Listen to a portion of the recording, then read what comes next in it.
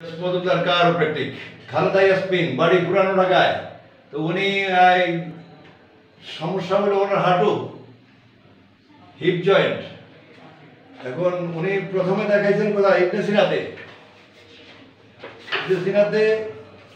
ওনার এটা হলো ওনার বুকের পরীক্ষা, এটা হলো ওনার হিপ জয়েন্টের পরীক্ষা। হিপ জয়েন্ট পরীক্ষা করে এখন হিপ জয়েন্টে কি হলো? ওনার হিপ জয়েন্ট ব্লকেজ, পুরোটাই ব্লকেজ। ফিট প্লেট কাছাকাছি চলে আসছে, একেবারে কাছাকাছি।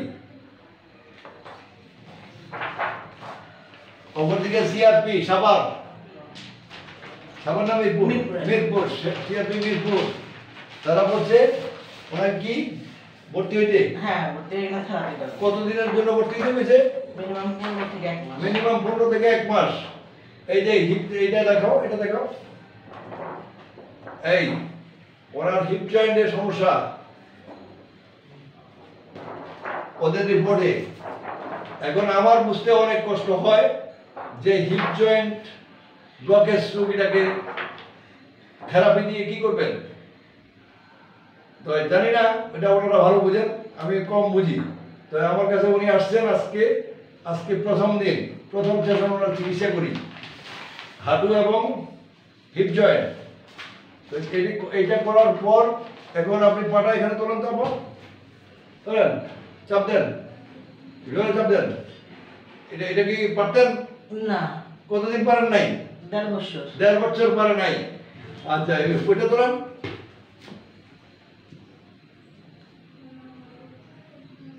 হ্যাঁ, চাপ দেন। কোমরে কোনো জায়গায় ব্যথা? না, ব্যথা নাই।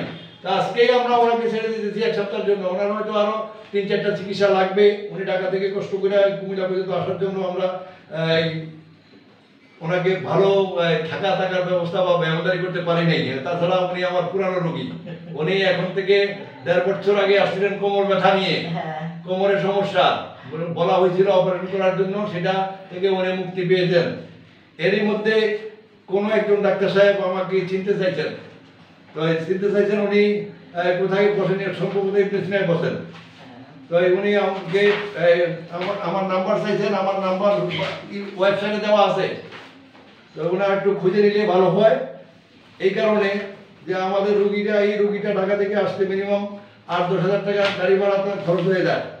তো এই খরচটা দিয়ে যে এখানে আসেন আপনি, এই যে এত টাকা খরচ করে আপনি এখানে আসেন, এতে কি আপনার লাভ হয়েছে না লস হয়েছে? লাভ তো অবশ্যই। হ্যাঁ, লাভ মানে কিরকম লাভ? না, আমার মতো অনেকটাই ভালো। যে যতটুকু ব্যথা নিয়ে আসছিলাম তার থেকে অনেকটাই ভালো। অনেকটাই ভালো।